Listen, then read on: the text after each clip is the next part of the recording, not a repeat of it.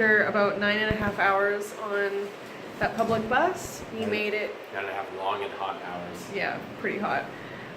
We made it to our hostel in Chandigarh, and it's really nice. So it's definitely a nice change from our long journey. I'm happy again. And we're just grabbing dinner and calling it a night. Exploring tomorrow. I am made to be free.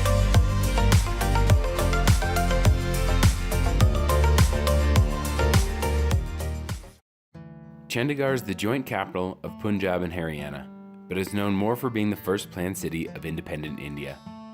In 1950, the Swiss architect Le Corbusier was commissioned to create this city of sweeping boulevards, lakes, gardens, and grand civic buildings, using his favorite material, reinforced concrete. Each sector of the city is self-contained and pedestrian-friendly, with actual sidewalks lining the street. Due to its organization, the city is clean, quiet, and traffic tends to go in the correct direction, making it a nice break from the chaos India tends to deliver. Okay, so it is the morning of our day in Chandigarh. We head up to Shimla tomorrow. Look at this, they got horse police in this city. Anyways, it's great. It's organized.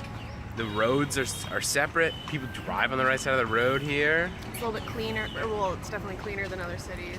Yeah, it's good. But But still garbage. now we are checking out Chandigarh's sort of big tourist attraction, which is a rock garden.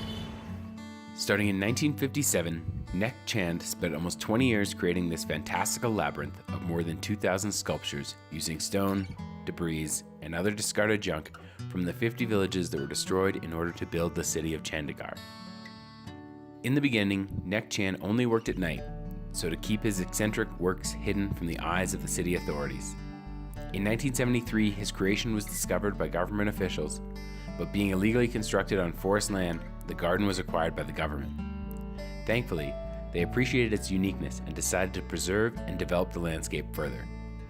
Nek Chand was provided with a group of workers, and he continued to expand the project until his death on June 12, 2015. The Nek Chand Rock Garden now covers 10 hectares, with creations made from materials that range from concrete and natural rock forms to steel drums, bicycle frames, light switches, broken bathroom sinks, colorful tiles, and bottle caps. Highlights include the various collections of dolls, including the dancing girls made from broken glass bangles, and an arcade of towering arches with dangling rope swings, where we spent some leisure time with other visitors. Some newer additions include a row of aquariums, a hall of funhouse mirrors, and another creation set up by the son of Nek Chand, rooms full of characters depicting Indian life and culture, made from patchworked cloth scraps contributed by local tailors.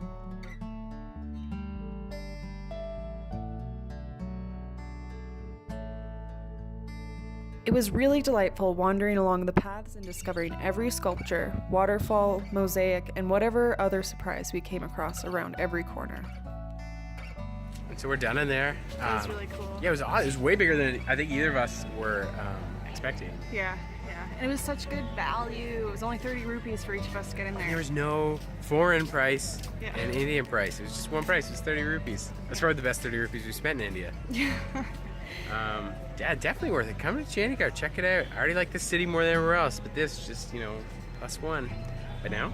We're gonna walk over to a lake that's really nearby. So. Yeah, and then afterwards a rose garden and then maybe a big shopping center that's supposed to be like the center of town, the way it was designed. Yeah, we'll see. It might rain, so we'll see how much we can get in. See what we can do. One of the YouTube channels that we watch had a comment about this place. And they said, oh, we stepped through a wormhole and we've entered Brampton, Ontario. We're walking on a sidewalk. I think this is the first sidewalk we've seen in India. This definitely is a planned, India's only planned city that we've seen. And it's a very quiet city. There's almost no honking. Yeah, it's just a very pleasurable city to enjoy. It's just a nice city. I really like it. Sakna Lake is an artificial lake that is a popular rest and recreation stop for Chandigarh families. It has ornamental gardens, a children's fairground, places to eat and drink, and paddle boats for rent. It was a great place to go for a stroll and grab some frozen yogurt before heading to our next location.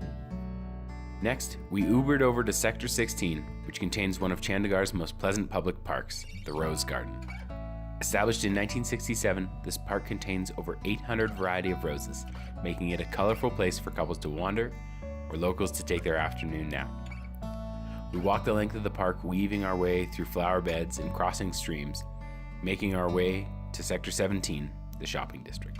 We just left the rose garden, which was it's pretty nice, just a bunch of different roses everywhere and stuff. And now we've crossed over into Sector 17, which is like stores and shops. Western ones, right? Like Sony, Adidas, Reebok. So we're just walking around here. This is pretty much it for us in Chandigarh. And tomorrow we catch the toy train up the mountain into the Himalayas. So I'm just gonna walk around here and enjoy the remaining bit of Western style organization.